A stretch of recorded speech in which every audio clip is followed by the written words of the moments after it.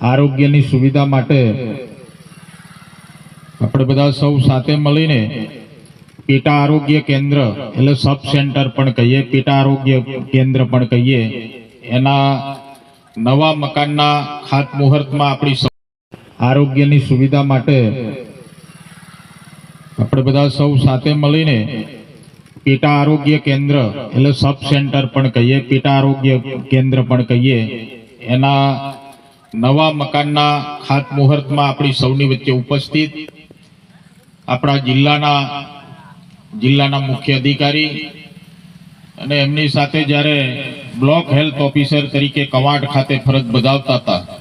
ત્યારે પણ એમની સાથે કામ કરવાની તક 2012 થી 17 સુધીમાં મને મળી હતી.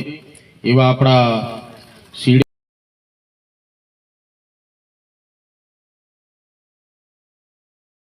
જિલ્લાના મુખ્ય અધિકારી અને એમની સાથે જ્યારે